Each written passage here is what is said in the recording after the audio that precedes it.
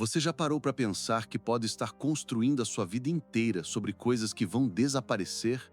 Corre, trabalha, conquista, posta, aparece, mas será que tudo isso vai atravessar o fogo do juízo? O apóstolo Paulo, em 2 Coríntios, capítulo 4, rasga o véu das aparências e apresenta uma chave espiritual que separa quem vive para o visível de quem vive para o eterno. Ele não escreve para confortar, mas para confrontar. Ele não oferece um cristianismo de aplauso, mas uma fé de cruz, perseverança e renúncia. Por isso não desanimamos, diz Paulo. Embora o nosso homem exterior se corrompa, o interior, contudo, se renova de dia em dia. E acrescenta, porque a nossa leve e momentânea tribulação produz para nós um peso eterno de glória muito excelente, não atentando nós nas coisas que se veem, mas nas que não se veem, porque as que se veem são temporais, e as que não se veem são eternas. Aqui está o choque. O mundo diz, viva para o agora. Paulo diz, viva para o que não se vê. O mundo diz, mostre resultados visíveis. Paulo diz, invista em tesouros invisíveis. Ele fala de um peso eterno de glória. Essa expressão é um martelo contra a cultura atual. Glória não é leveza. Glória não é entretenimento. Glória é peso. Peso eterno. Nós vivemos numa geração que foge de qualquer peso. Queremos fé sem disciplina, vitória sem cruz, presença sem santidade. Mas Paulo confronta, se o seu exterior está se corrompendo, o que você tem feito com o seu interior? Você está construindo musculatura espiritual invisível ou está apenas maquiando o vaso? Ele chama isso de o homem interior se renovando de dia em dia. Renovar significa trocar, abandonar, substituir. Significa que o cristão verdadeiro passa por um processo contínuo de morte e vida. Morte do orgulho, vida de humildade. Morte da vaidade, vida de santidade. Morte da pressa, vida de perseverança. Esse texto é um diagnóstico para a igreja moderna. A aparência cada vez mais visível, os bastidores cada vez mais ocos. O púlpito é exibido, mas o secreto está vazio. Paulo não a suaviza. O exterior vai se corromper, ponto. Nada do que é terreno escapa à decadência. O corpo envelhece, a carreira muda, os aplausos cessam, os seguidores esquecem, mas o interior pode ser renovado diariamente. Isso significa que cada oração feita no secreto, cada lágrima derramada em arrependimento, cada renúncia feita em silêncio, está construindo uma glória invisível que o mundo não consegue medir. É isso que Paulo chama de peso eterno de glória muito excelente. Não é motivação positiva, é teologia da eternidade. Pergunte a si mesmo agora, você está investindo no invisível? Você está edificando para o eterno? Ou está apenas acumulando o que perece? Você está correndo para ganhar uma coroa incorruptível ou apenas colecionando medalhas temporárias? A chave escondida em 2 Coríntios 4 é que tudo no cristianismo verdadeiro acontece primeiro no invisível. O mundo vê resultado, Deus vê raiz. O mundo mede quantidade, Deus mede profundidade. O mundo olha performance, Deus olha essência. Paulo não escreveu isso para especialistas. Ele escreveu para crentes cansados, perseguidos, pressionados. Ele escreveu para você que talvez esteja pensando em desistir. E ele diz, não desanime, porque o que você não vê é mais real do que tudo aquilo que você vê. Então, neste primeiro bloco, deixe essa verdade penetrar seu coração. Tudo que é visível vai passar, mas o que é invisível permanece para sempre. O exterior se corrompe, mas o interior pode ser renovado.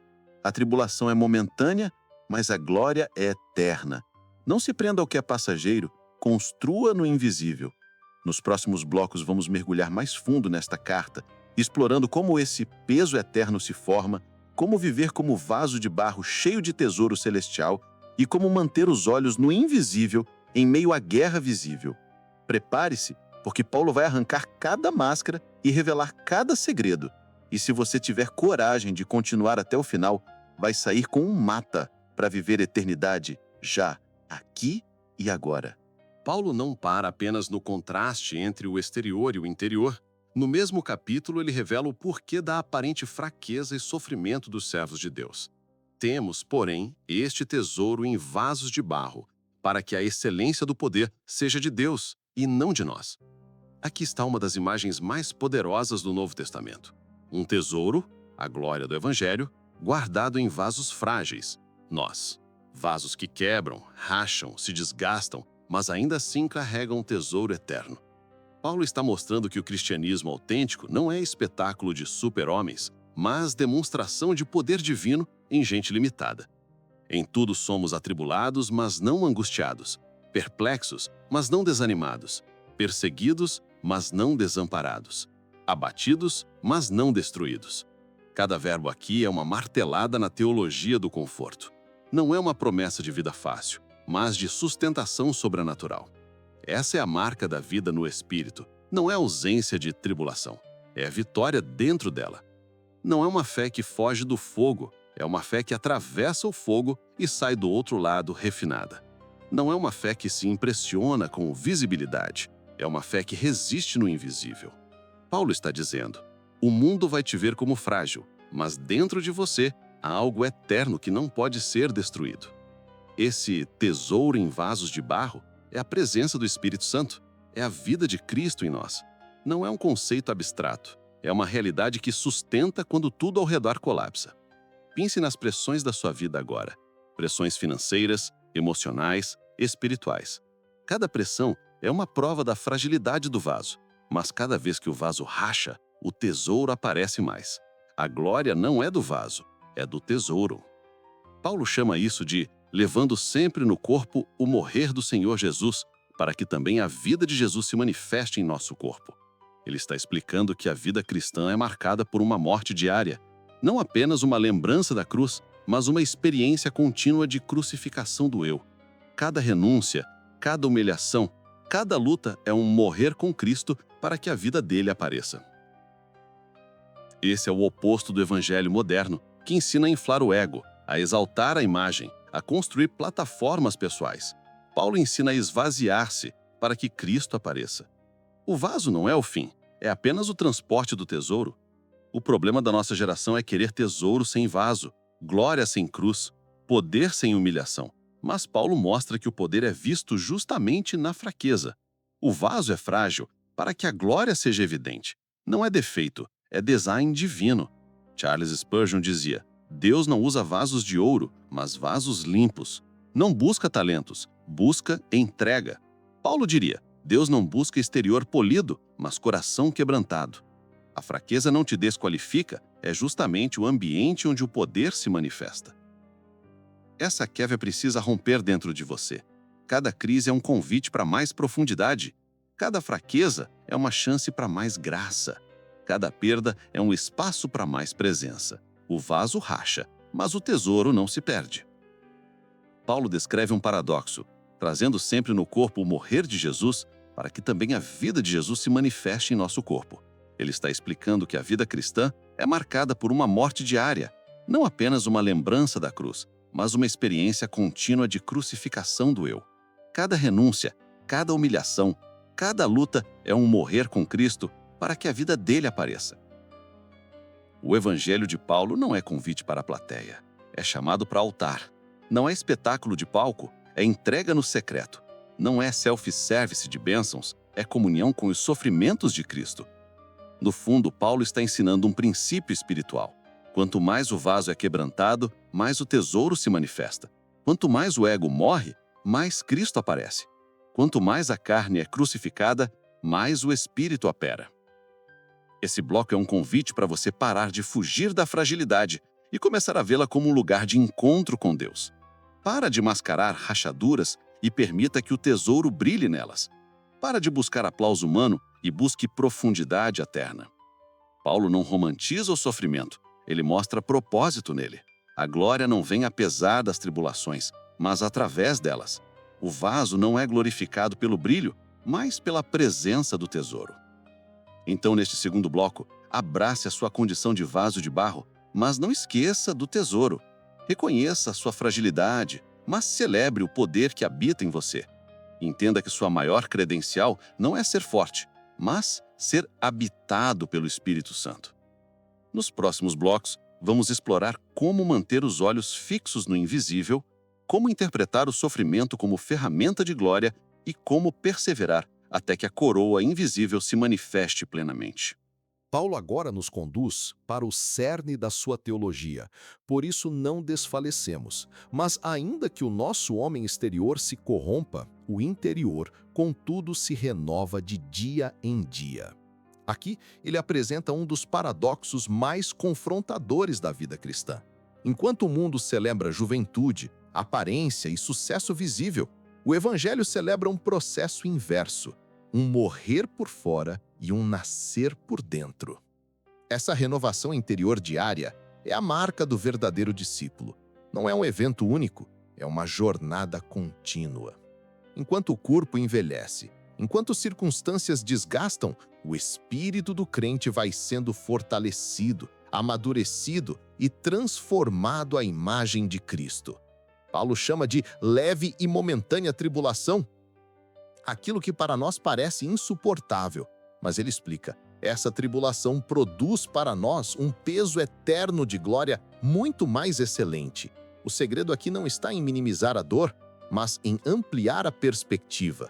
Para Paulo, o sofrimento não é fim, é investimento. Cada lágrima tem valor eterno. A lógica do mundo diz, evite a dor a qualquer custo. A lógica da cruz diz, atravesse a dor com Cristo e descubra a glória no outro lado. Não é masoquismo, é fé. Não é fuga, é transformação. Paulo nos chama a viver olhando não para as coisas que se veem, mas para as que não se veem, porque as que se veem são temporais e as que não se veem são eternas. Esse é o verdadeiro olhar cristão, enxergar o invisível. O homem natural se orienta pelo visível. O homem espiritual vive pela fé, não pelo que vê.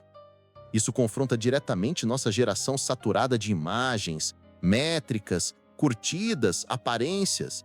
Vivemos obcecados por resultados imediatos, mas Paulo nos convida a uma vida ancorada no eterno, não no momentâneo.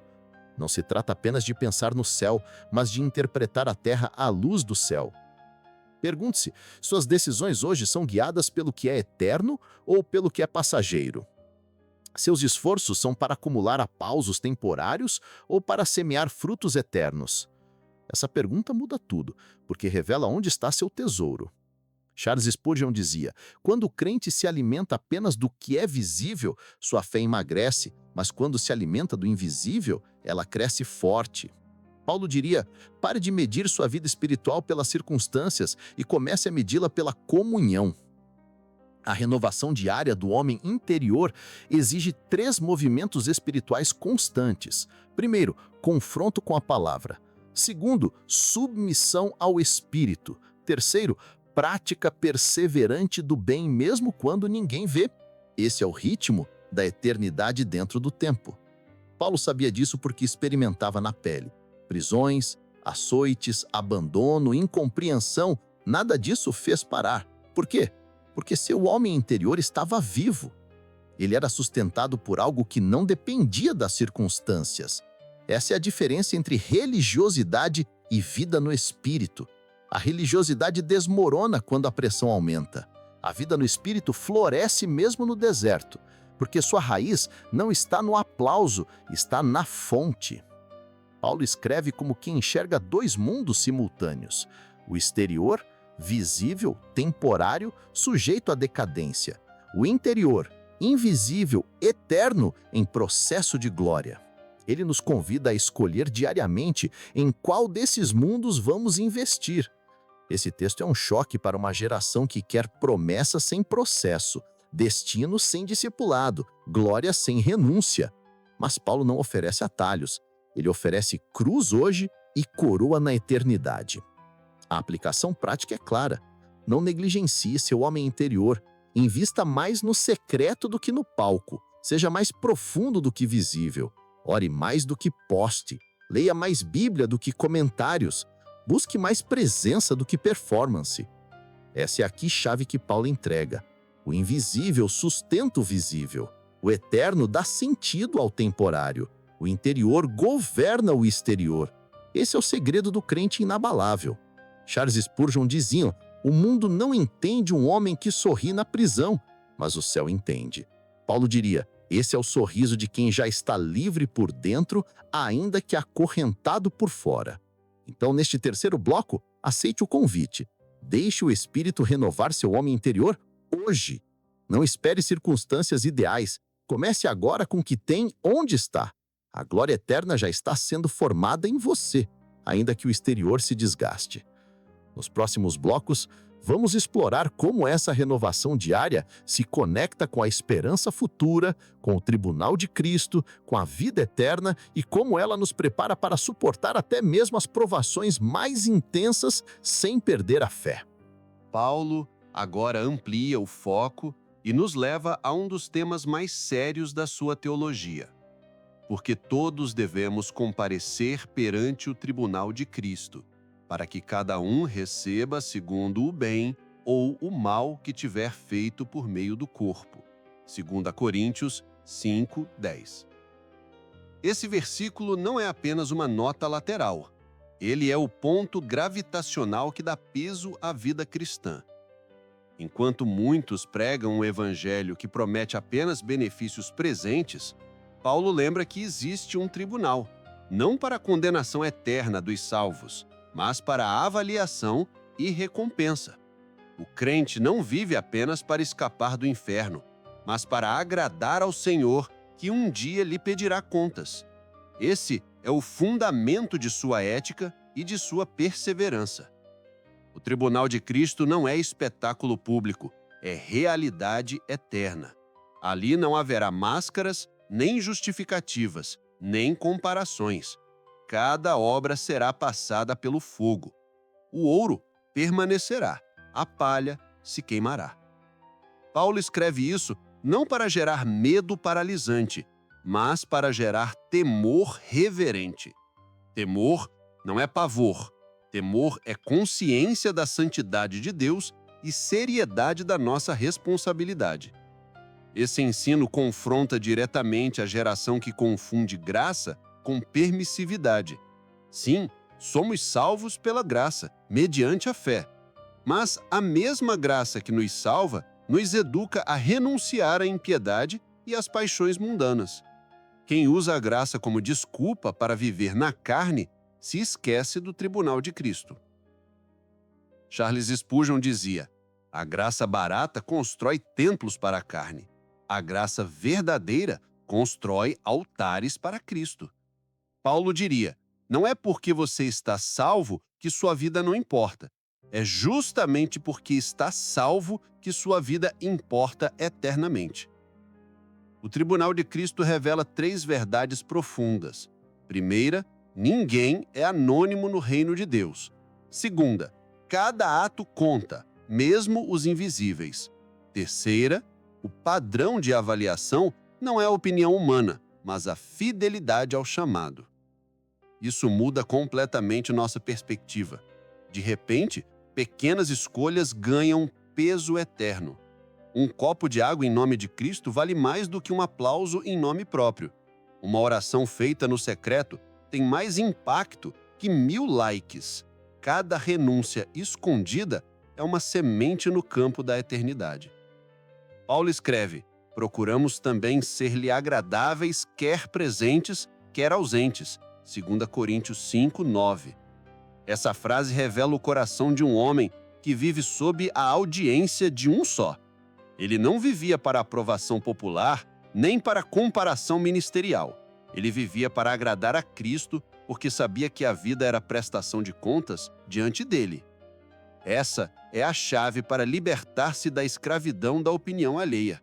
Se você vive para aplauso humano, será governado por ele. Se vive para o olhar de Cristo, será livre para obedecer, mesmo que não seja compreendido. O tribunal de Cristo também expõe a futilidade da vaidade ministerial. Quantos hoje trabalham para construir nome, plataforma, influência, mas esquecem que no tribunal de Cristo nada disso terá valor. O fogo do Senhor provará intenções, não apenas resultados visíveis. Ele avaliará corações, não métricas. Charles Spurgeon advertia: pregadores podem enganar multidões, mas não enganarão o tribunal de Cristo. Membros podem esconder pecados dos líderes, mas não do olhar daquele cujos olhos são como chama de fogo. Paulo nos ensina que viver à luz desse tribunal gera 3 frutos imediatos. Primeiro, santidade prática. Segundo, urgência missionária. Terceiro, perseverança nas provações. Santidade prática porque quem sabe que prestará contas não negocia princípios. Urgência missionária porque quem sabe que o tempo é curto aproveita cada oportunidade. Perseverança nas provações porque quem olha para a recompensa eterna suporta o presente com firmeza. Paulo não tinha medo do tribunal porque vivia em constante autoexame. Examinai-vos a vós mesmos se realmente estáis na fé. 2 Coríntios 13:5. Esse autoexame não é paranoia, é maturidade. Ele impede autoengano, ajusta motivações, purifica intenções. Essa é uma prática quase esquecida na igreja moderna. Em vez de nos examinarmos, examinamos os outros. Em vez de julgar nossa vida pela palavra, julgamos a vida alheia pelas redes sociais. Mas no tribunal de Cristo não haverá comparação, só confronto pessoal com a verdade. Então, nesse quarto bloco, aceite o chamado. Ajuste seu coração hoje à luz do tribunal de Cristo. Deixe o Espírito examinar motivações escondidas, entregue à cruz tudo que não resistirá ao fogo do Senhor. Viva para agradar aquele que um dia dirá: muito bem, servo bom e fiel. Nos próximos blocos, vamos ver como Paulo conecta esse tribunal à esperança futura, à glória incorruptível e à vida eterna, mostrando que a fidelidade no presente prepara para uma herança imutável no porvir. No quinto bloco, mergulhamos em um dos pontos mais profundos do ensino paulino: a esperança incorruptível que sustenta a fidelidade no presente. Paulo não escreve apenas para corrigir comportamentos. Ele escreve para colocar diante dos olhos da igreja uma realidade eterna tão intensa que muda cada escolha cotidiana. Em Romanos 8,18, ele afirma: porque para mim tenho por certo que as aflições deste tempo presente não são para comparar com a glória que em nós há de ser revelada. Essa declaração é o coração pulsante de todo o seu ministério. Paulo não minimiza o sofrimento. Ele mesmo sofreu açoites, prisões, naufrágios, mas ele coloca tudo isso em uma balança eterna. O peso da glória supera o peso da dor. Essa é a chave que falta a tantos cristãos hoje. Vivemos em uma cultura obcecada pelo agora, pelo instantâneo, pelo resultado imediato. Mas Paulo nos chama a viver no ritmo da eternidade. Ele não nos promete ausência de dor. Ele nos promete sentido e destino. Spurgeon dizia: o homem que vê o céu pela fé não tropeça com tanta facilidade nos espinhos da terra. Paulo diria: o homem que olha para a glória futura não se entrega à desistência presente. Essa é a esperança que não decepciona, porque está ancorada no caráter imutável de Deus. No mesmo capítulo, Paulo conecta essa esperança ao Espírito Santo, dizendo que somos co-herdeiros com Cristo, se é certo que com ele padecemos, para que também com ele sejamos glorificados. Romanos 8,17. Aqui está o paradoxo do Evangelho: sofrimento presente, glória futura. Não é masoquismo, é maturidade espiritual. Paulo sabia que o sofrimento não era sinal de abandono, mas de preparação. Ele vai além e descreve a criação inteira aguardando a manifestação dos filhos de Deus. Romanos 8,19. A visão é cósmica, não apenas individual. A natureza geme, nós gememos, o Espírito geme. Esse triplo gemido revela uma expectativa cósmica pela redenção final. Não estamos apenas esperando ir para o céu. O próprio universo aguarda ser renovado. Essa perspectiva confronta a superficialidade da fé contemporânea. O cristianismo não é apenas sobre ter uma vida melhor aqui, mas sobre participar do plano eterno de Deus para restaurar todas as coisas. Quando perdemos de vista essa glória, nos tornamos frágeis, imediatistas, ansiosos. Paulo não apenas descreve a glória futura, ele descreve o processo presente de transformação. Em 2 Coríntios 4,17, ele escreve: porque a nossa leve e momentânea tribulação produz, para nós, um peso eterno de glória muito excelente. Veja o verbo, produz. As tribulações não são apenas obstáculos, são instrumentos. Elas não apenas testam a fé, elas moldam caráter eterno. Spurgeon afirmou: a fornalha não destrói o ouro, apenas consome a escória. Paulo diria: tribulação não destrói o crente, apenas consome o que é carnal e prepara o eterno. Esse entendimento muda nossa reação ao sofrimento. Em vez de perguntar por que eu, passamos a perguntar para que isso? O apóstolo também mostra que essa esperança não é passiva. Ele fala de gemidos, de espera paciente, de perseverança. O Espírito Santo nos ajuda nas nossas fraquezas, intercedendo por nós com gemidos inexprimíveis. Romanos 8,26. Essa imagem é poderosa. Não estamos sozinhos no processo. O Espírito não apenas observa, ele intercede, participa, geme conosco. Isso significa que nossa oração é fortalecida pelo próprio Deus. Mesmo quando não sabemos orar como convém, ele traduz nossas lágrimas em linguagem celestial. Spurgeon dizia: quando o coração do crente está pesado demais para palavras, o Espírito Santo transforma o peso em intercessão eficaz. Paulo também nos lembra que todas as coisas cooperam para o bem daqueles que amam a Deus, daqueles que são chamados segundo o seu propósito. Romanos 8,28. Esse versículo é muitas vezes mal interpretado como uma promessa de sucesso terreno, mas ele é, na verdade, um selo de soberania divina. Não significa que tudo é bom. Significa que Deus é tão soberano que usa até o mal para produzir bem eterno. Spurgeon afirmou: Deus está tão no controle que até as lágrimas do crente viram sementes de jaía futura. Essa confiança liberta da amargura. Quem crê nisso não precisa entender todos os porquês. Ele apenas descansa no caráter de Deus.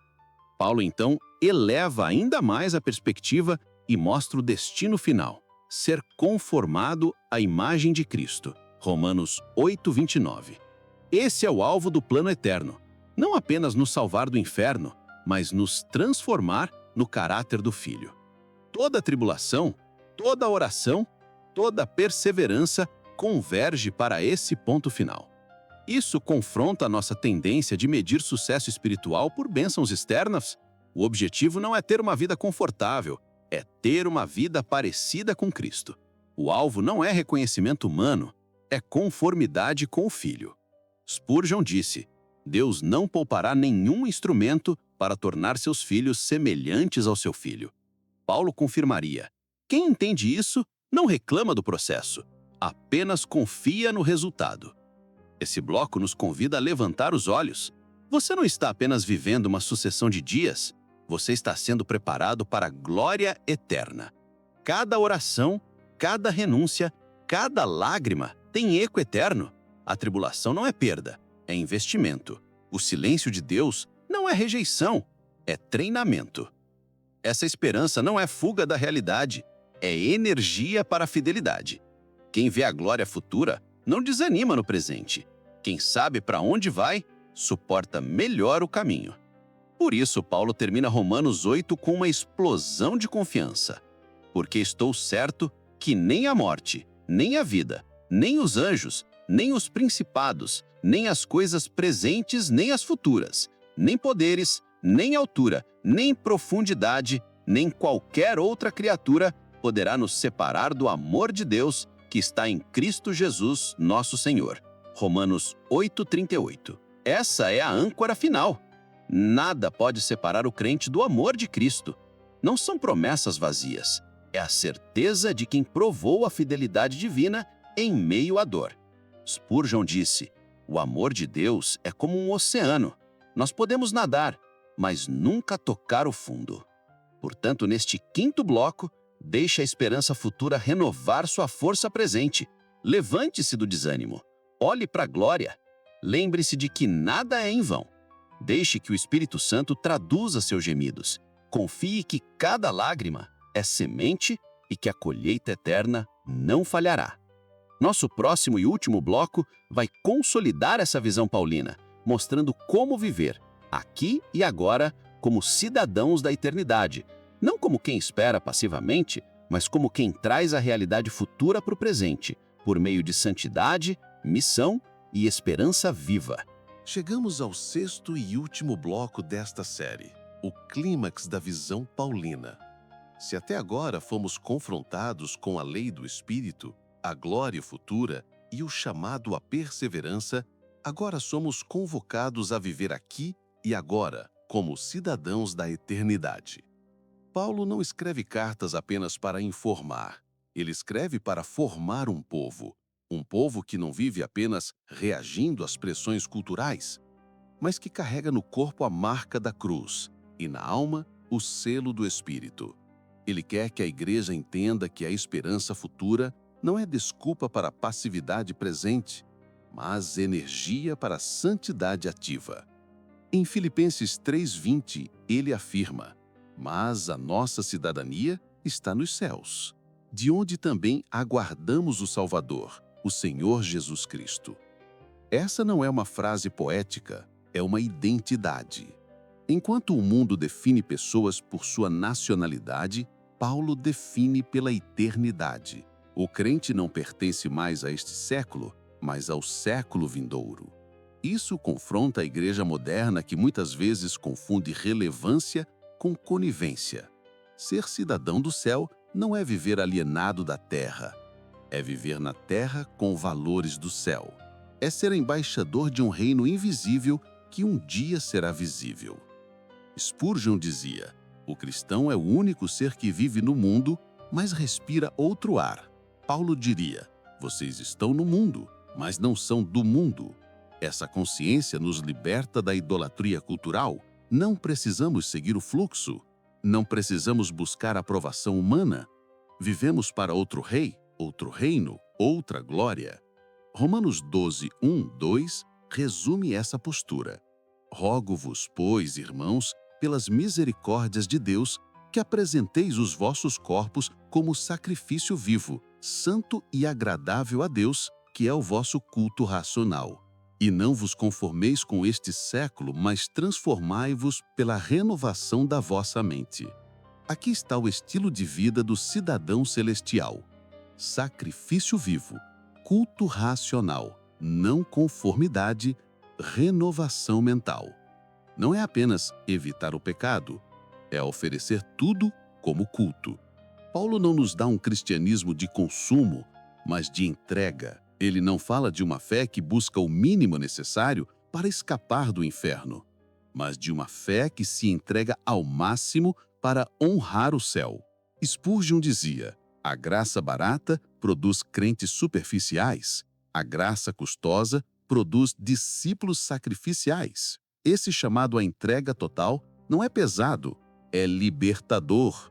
Quando entregamos tudo, descobrimos que nada do mundo tem poder de nos prender. A verdadeira santidade não é perda, é liberdade. Liberdade de ser quem Deus planejou, liberdade de dizer não ao pecado, liberdade de servir sem esperar aplauso. No contexto paulino, isso significa viver no já e ainda não. Já somos novas criaturas, mas ainda aguardamos a redenção plena. Já temos o Espírito, mas ainda gememos esperando o corpo glorificado. Esse intervalo escatológico não é neutro, é campo de batalha espiritual. Efésios 6:10 traz esse alerta. "Fortalecei-vos no Senhor e na força do seu poder. Revesti-vos de toda a armadura de Deus, para que possais estar firmes contra as ciladas do diabo." Ser cidadão do céu significa também ser soldado na terra.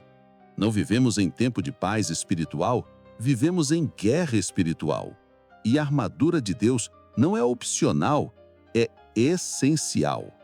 Spurgeon dizia: "Cristo não salva para o museu, salva para o fronte." Paulo diria: "A santidade não é um traje de gala para domingos, é um uniforme de guerra para todos os dias." Isso muda nossa rotina. Cada oração é uma arma, cada renúncia é um escudo, Cada ato de bondade é um avanço. No centro dessa batalha está a missão. O cidadão do céu não vive para si mesmo, mas como embaixador da reconciliação, 2 Coríntios 5:20. De sorte que somos embaixadores em nome de Cristo, como se Deus exortasse por nosso intermédio. Essa é a identidade do cristão maduro.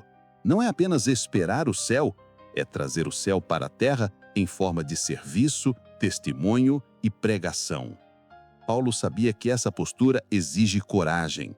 Ele mesmo sofreu rejeição, perseguição e martírio.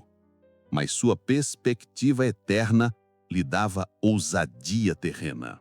Spurgeon dizia: quem teme a Deus não teme mais nada. Esse é o segredo da coragem cristã. No 6º bloco, precisamos confrontar a tentação do comodismo. O maior inimigo do avivamento não é a perseguição externa, é a apatia interna. É possível frequentar cultos, citar versículos, mas perder o fervor. Paulo escreve em Romanos 12:11: sede fervorosos no espírito, servindo ao Senhor. Esse fervor não é emocionalismo, é paixão sustentada pelo Espírito Santo. Spurgeon advertia: se o fogo do altar apagar, a fumaça do formalismo tomará conta. Paulo diria: se o Espírito não inflamar seu coração, o mundo irá seduzi-lo. A resposta é simples, mas exige decisão: voltar ao primeiro amor, cultivar disciplinas espirituais, nutrir a chama com oração e palavra. Tudo isso converge para a doxologia final. Depois de ensinar, confrontar e instruir, Paulo sempre termina exaltando Cristo. Não é sobre nós, é sobre Ele. Não é sobre nossa força, é sobre a graça. Não é sobre nossos méritos, é sobre a cruz. Romanos 11:36 resume isso. Porque dele, e por ele, e para ele são todas as coisas. Glória, pois, a ele eternamente. Esse é o ponto final e inicial de toda a teologia paulina. Toda instrução, toda ética, toda exortação nasce e termina na glória de Deus. Spurgeon dizia: a doutrina que não termina em adoração está incompleta. Paulo confirmaria: a vida que não termina em adoração está fora de rota. Por isso, o 6º bloco é um convite à adoração prática, não apenas cantar, mas viver como culto, transformar o trabalho em culto, a família em culto, as escolhas em culto. Essa postura não é peso, é privilégio.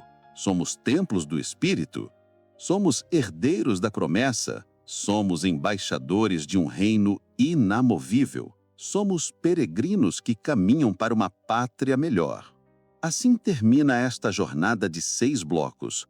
Paulo nos mostrou que a vida no Espírito é uma semeadura eterna, que o sofrimento presente produz glória futura, que a santidade não é opção, é marca do cidadão celestial, que a missão não é para alguns, é para todos, e que a esperança não decepciona porque está ancorada no amor de Deus. Agora é sua vez.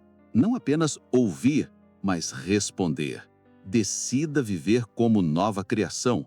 Carregue as cargas dos irmãos, examine sua vida à luz da palavra, semeie no Espírito com perseverança, glorie-se apenas na cruz e viva como um cidadão do céu, trazendo sinais do reino para a terra. Se essa palavra falou com você, escreva nos comentários: eu decido viver como cidadão do céu. Compartilhe esse vídeo para que mais pessoas despertem para a verdadeira vida cristã.